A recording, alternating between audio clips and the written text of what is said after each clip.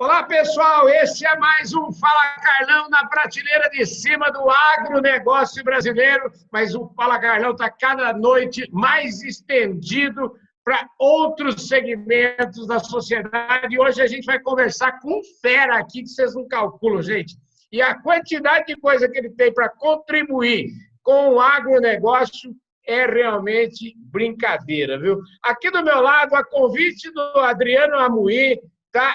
O Marcelo Bicudo é o seguinte, pensa num craque. O caboclo tem 43 anos, é paulistano, é CEO de uma empresa chamada Super Union BR, que é especialista em marca, e ele fez o que é o meu sonho de vida. Ele construiu uma empresa e vendeu essa empresa para uma companhia que é gigante da comunicação, que é o Grupo WPP, que é do setor de comunicação, como eu, sabe muito bem do que a gente está falando.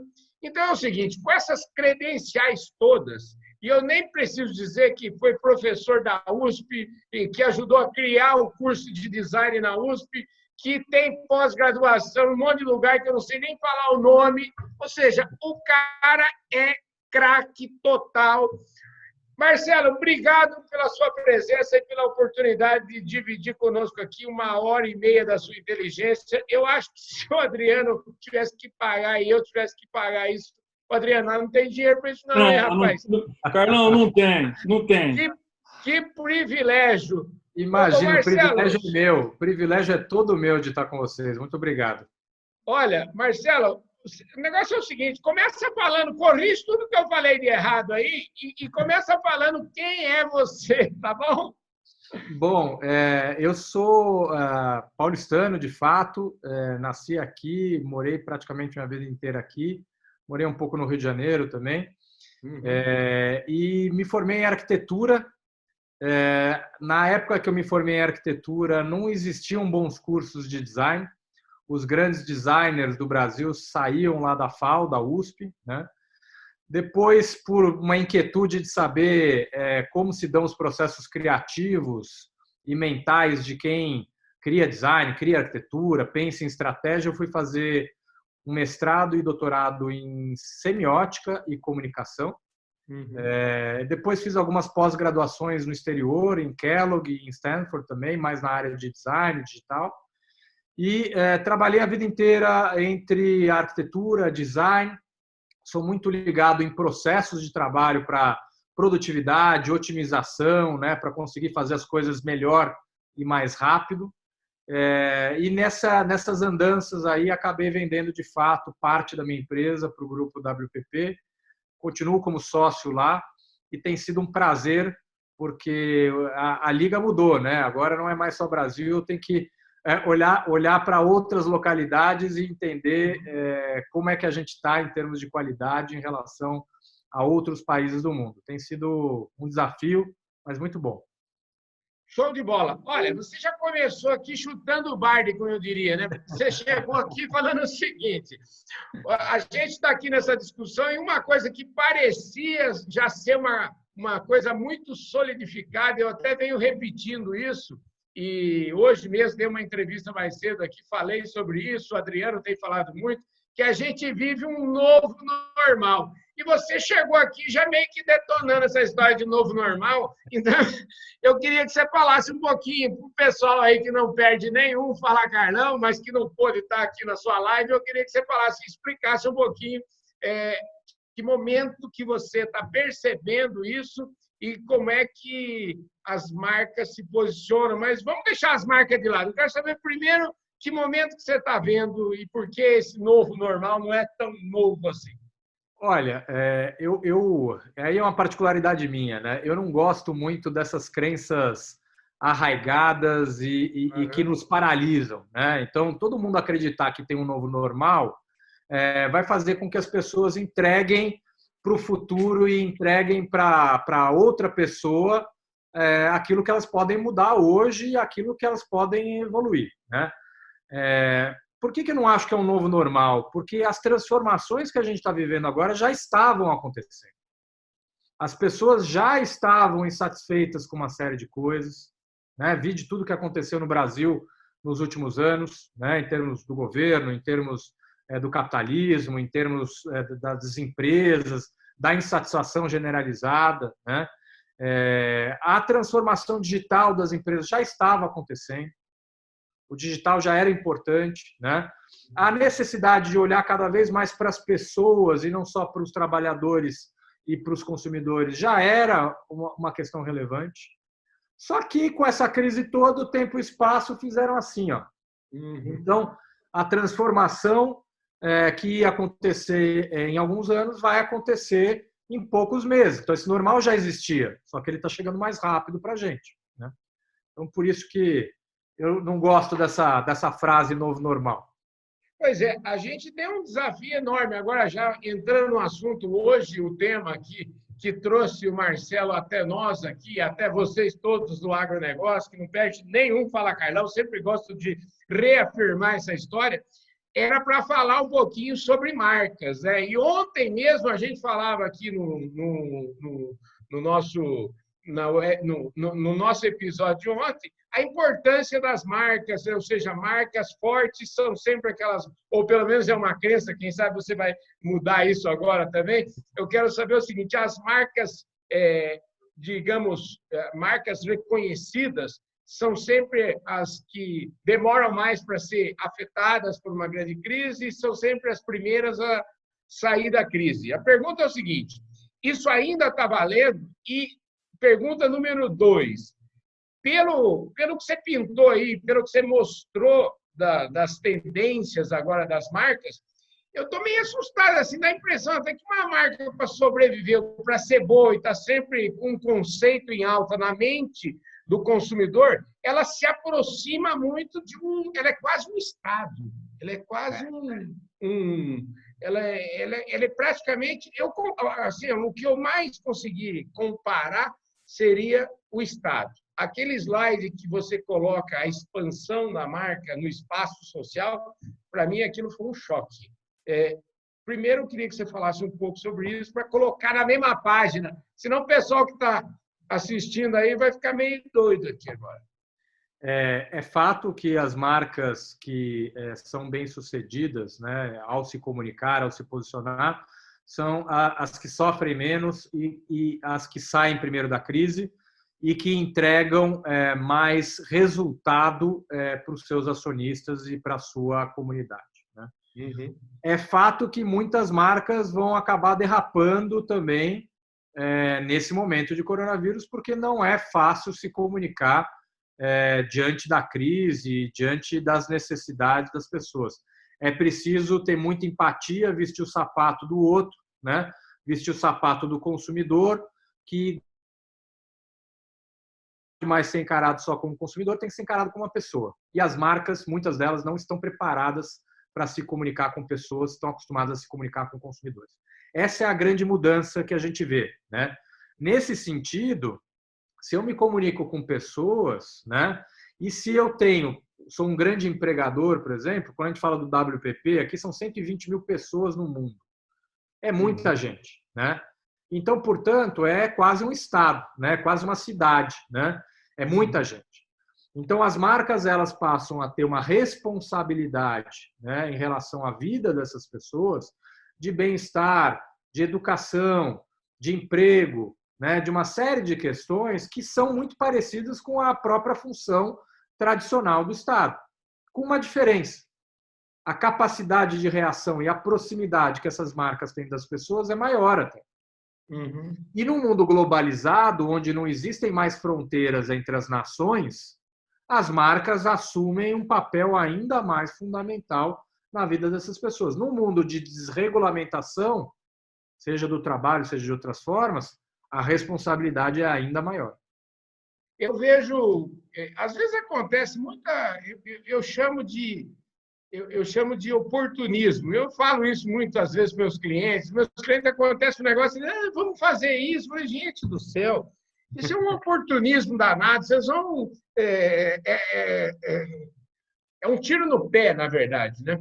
E eu gostei demais dessa história que você coloca, né? Ou seja, não adianta a marca achar que... E aí eu estou falando meus clientes E quando eu vejo você colocar marcas oportunistas mesmo, você deu exemplos aí de marcas oportunistas e marcas grandes. Nós não vamos falar aqui quem é, mas, enfim, marcas grandes sendo oportunistas, ou seja, aproveitando o ensejo para vender alguma coisa, mesmo que esse vender alguma coisa pareça um bom negócio, pareça uma oportunidade. Eu queria que você refletisse sobre isso, mas antes de você fazer essa reflexão, eu queria que o Adriano colocasse uma pitada aí de pimenta nessa conversa. Boa, eu talvez, Carlão, pudesse puxar essa conversa para o que a gente está vivendo no agro. Uhum. Esse pode ser um excelente raciocínio. O agronegócio, injustamente, mas sempre tem alguma questão, mas injustamente sempre foi, de certa maneira, discriminado. É o problema disso, é o problema daquilo, é o que contamina, é o que tem a terra, é o que prejudica. Mas espera aí, nesse exato minuto, nós estamos enxergando uma outra face dessa moeda, que é o agronegócio fortalecido, que representa a solidez e o futuro desse país, como esteio. E eu sei que isso dá uma vontade louca, porque aí a gente conhece o grupo do agro, de pôr a boca no trombone. De essa hora botar para fora aquilo. Quer dizer que eu era o vilão e agora eu sou o mocinho? Esse tipo de questão que eu acho que o Marcelo podia ajudar a gente a enquadrar para entender de que maneira, se é a hora de fazer, se eu tenho que fazer primeiro e depois colher os frutos. Como é que eu faço isso, Marcelo? A pergunta apimentou bem, então, né? Vamos lá. Aqui não tem Marcelo, eu nem tinha combinado nada aqui, viu? Não, muito bem, justo. Ser oportunista nesse momento é o pior momento possível, né? Uhum.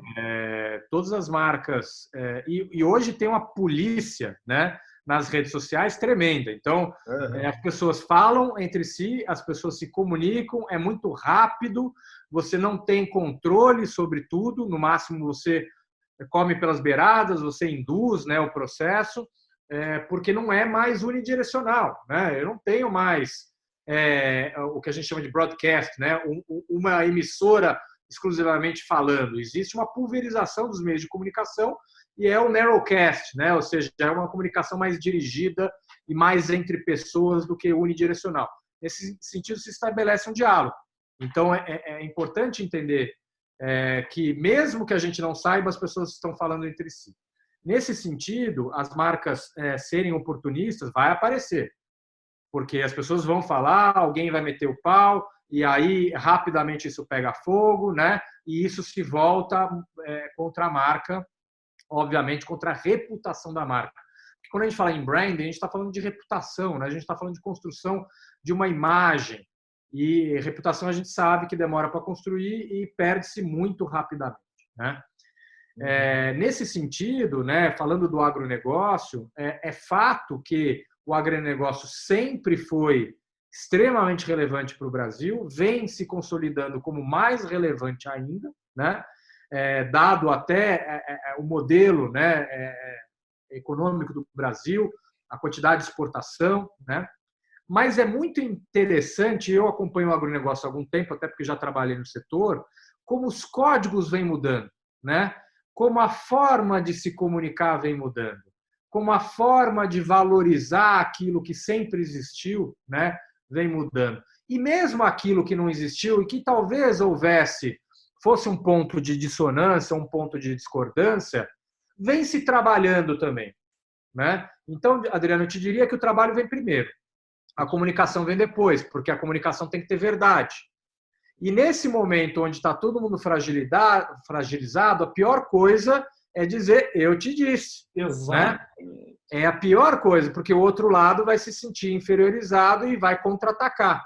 Exato. Então, é importante que a gente fale, que se comunique sim, mas que tenha o volume e o tom de voz adequado.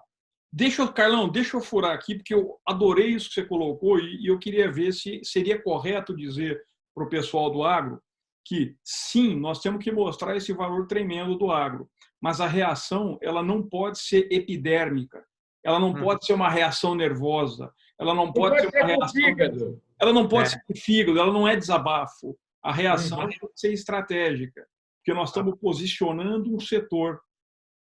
É isso, Marcelo? Não? É um setor, um dos setores mais importantes do Brasil, né?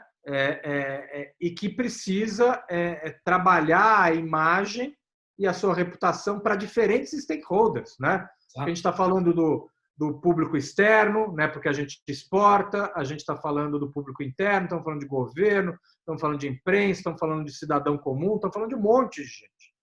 Então precisa ter uma estratégia e se comunicar de uma maneira apropriada com cada um.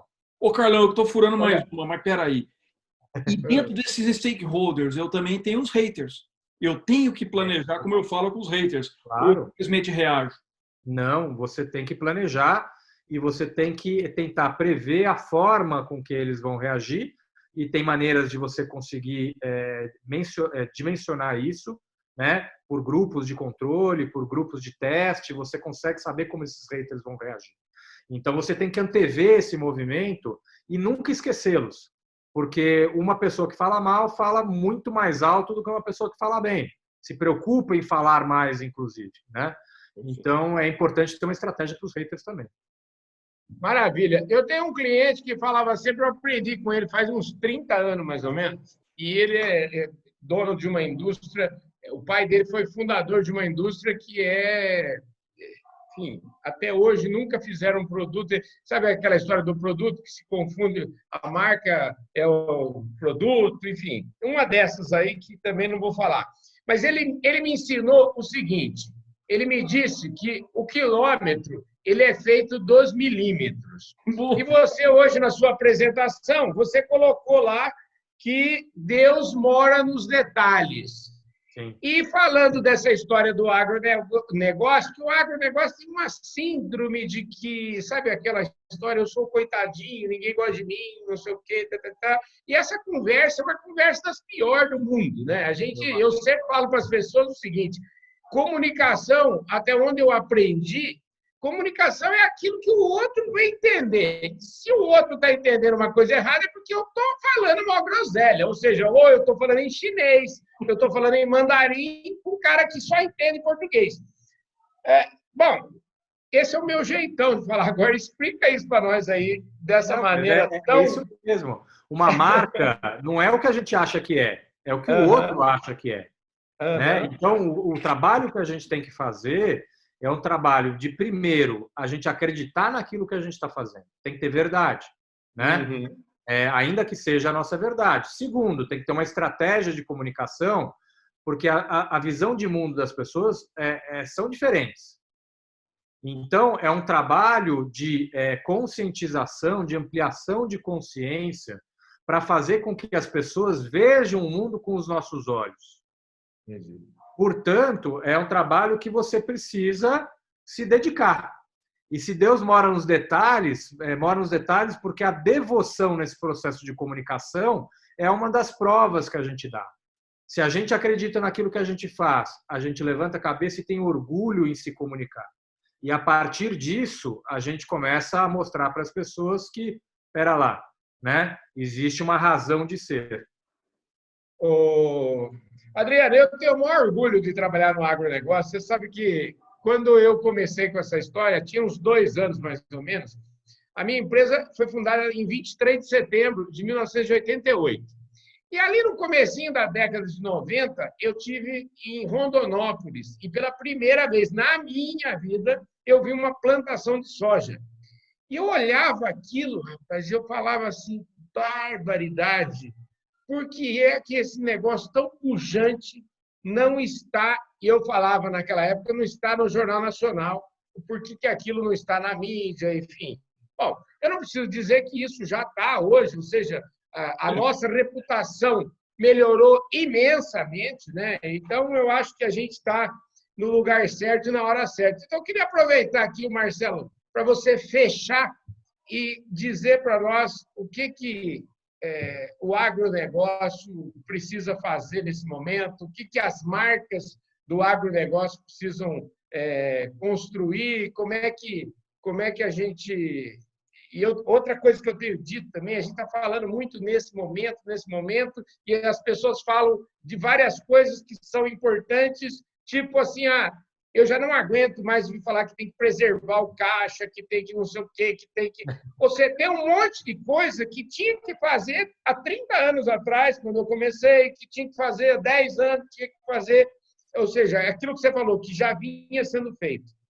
E mistura isso com um pouquinho daquele monte de R que você colocou aí, eu acho que isso explica direitinho. Você colocou pelo menos uns 11 R aí. 5 numa hora, 6 na outra. Então, acho que fica muito legal essa história dos 5 R's e dos 6 R's. E aí você encerra com o seu poder de professor. Encerra aí para nós esse Fala Carlão extraordinário que vai ficar na história do Fala Carlão. O Carlão, acho importante a gente ter a consciência de que o agronegócio precisa olhar cada vez mais a ponta final. A relevância que ela tem para o consumidor final e não só para o intermediário no meio do caminho, né, para o trade que a gente chama. E se a gente colocar essa relevância para o consumidor final, a gente vai entender a cadeia inteira e a gente vai construir valor para a cadeia inteira. E aí é surfar nesse bom momento que o agronegócio está vivendo, na importância que ele tem para o Brasil e para o mundo, né? Afinal de contas, alimentação e outras coisas, né, acontecem aí. Adriano, obrigado pela cola aqui, né? O que eu acho importante, se você puder voltar um slidezinho, Adriano. Claro que sim, só um segundo. Ao focar no usuário final, né, a gente precisa entender, e aqui não estou sendo poliana, não, vai passar essa crise. Mas só vai passar essa crise se a gente conseguir nos preparar para vivê-la e conseguir sair desta crise melhor do que entramos, né? Portanto, tudo que a gente for fazer daqui para frente tem que olhar para esses 6 R's aqui, né?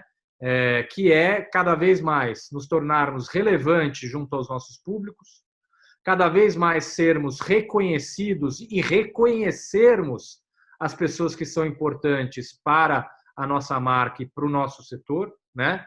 Agir cada vez mais com responsabilidade, onde a gente consiga, de fato, né, fazer com que aquilo que a gente coloca no mundo seja recíproco, né, onde se estabeleça um diálogo entre marcas e pessoas ou entre pessoas, né, para que efetivamente a gente tenha relevância. Porém, a jornada é um pouco longa, né? A gente tem que resistir e a gente tem que conseguir reimaginar como vai ser o nosso negócio daqui para frente. Espetáculo, né? Adriano, show de bola. Eu vou te falar, viu? O que eu tenho aprendido nesses tempos de quarentena, eu tenho dito o seguinte, viu, Marcelo? Eu quero só que Deus me ajude se eu pegar esse vírus logo de uma vez, ficar imune e que eu saia dessa com saúde.